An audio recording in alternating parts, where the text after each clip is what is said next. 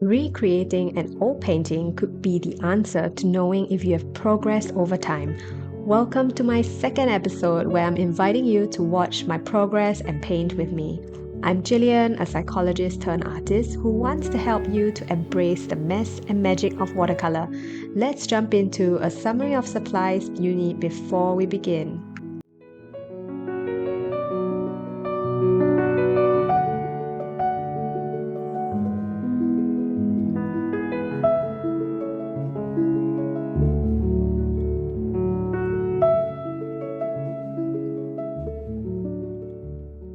In episode 2, we are painting 4 blooms of yellow and blue.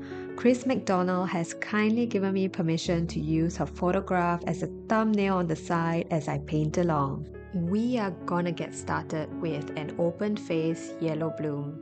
I really like this one here where it's just petal shapes, and I'm using my flat brush where I'm using the side to give me these shapes. You know, there's so many different types of brushes that you can use. I'm just pulling out and varying my color value, keeping some parts wetter and some parts with more paint and pigment, so that way there's a variation. I'm gonna add in some pink tones as well because I think it's gonna be so fun to get a little tinge of pink in some spots. Now I'm going to create another of these yellow blooms, and maybe I'm gonna create it here, looking towards the side.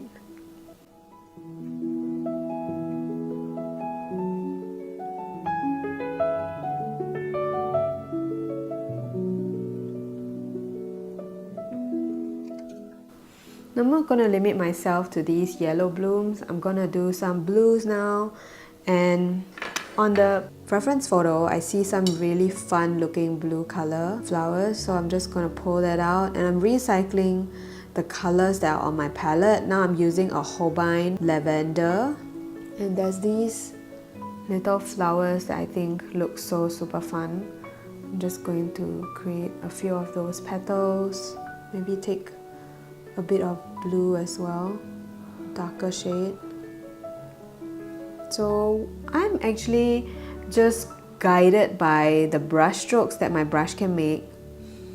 I'm not really pulling or drawing out the petals, but rather I'm just optimizing the brush petals with the brush that I've chosen. And most of us use a round brush to paint. I'm very aware of that because I started with a round brush as well, but I also felt limited by the shape that that brush can create. So I would encourage you to try out different brushes because you really never know what kinds of shapes you can get once you get to try out different brushes. And to be honest, I felt like ever since I started painting with my flat brush, I developed the style that I really like and I enjoy. I've also felt like I've grown a lot more as an artist because I know what kind of shapes and style that I really like. I'm gonna create another one here. These are such fun looking ones, and most of them are looking upwards. So I'm just going to go around and kind of capture that. But at the same time, I'm not painting every petal. I'm also leaving some petals behind. And that's intentional because I could fill in with something else later. That's something maybe you want to think about when you're painting. So now I'm going to pull my stems for my various flowers. And for the yellow one, I'm keeping in mind because it's yellow, I want my branch to be a bit more yellow hue. So here is where I've got a slightly more yellow kind of stalk.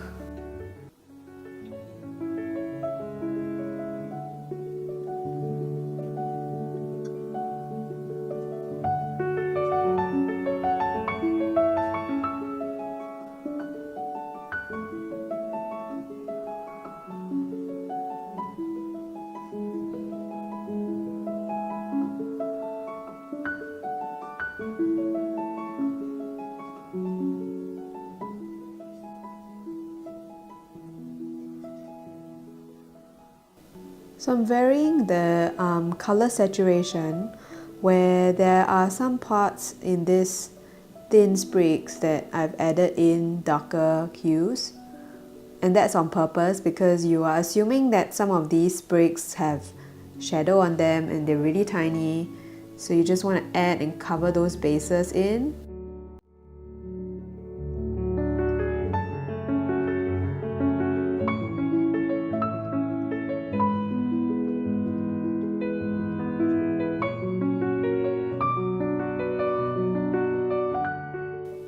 I'm just basically adding in the shadows now of these flowers. So it gives you more dimension. And some of these shadows could be, whether it's in between the petals or even on top of the petals, like kind of figure out where do you see the shadows on your reference photo, because that's going to be the best way for you to tell where exactly to put down your shadows. So what I have right here is I'm going to create the centers of these flowers, and I noticed that they are a kind of bluish green. So I'm going to add in some of the centers, and I'm just going to dab. These ones are quite fun. It's got these green stuff coming out, and I'm just going to add them there. Just my own interpretation of what I think it looks like.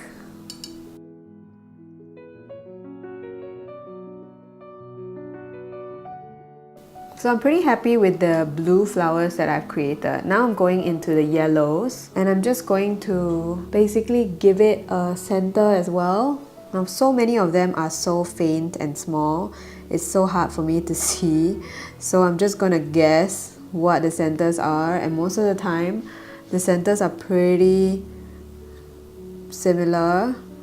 You've got them going around. I'm just going to go around this one. Give this guy a small little center as well.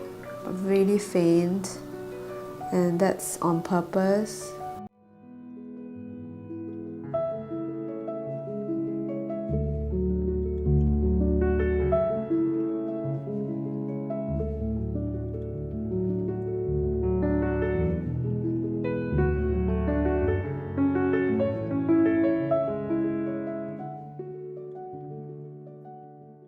I challenge you to think out of the box when it comes to painting your shadows.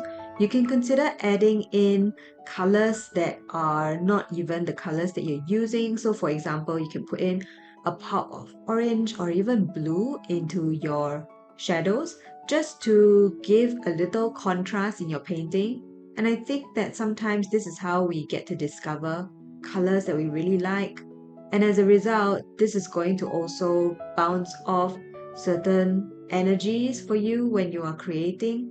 Now we are coming to the end of today's video, and the next time I see you, we're going to be painting a couple more sprigs, growing our little garden on this sheet of paper. And until then, let me know in the comments how these bite-sized videos are like for you, because I love creating videos like this. And if you're not subscribed, remember you can hit the subscribe button. I had so much fun painting these flowers, especially the part where I'm just adding in more layers to create that dimension. Thank you for joining me here today again. It's been so fun having you paint along with me. I'll see you again next time. Bye.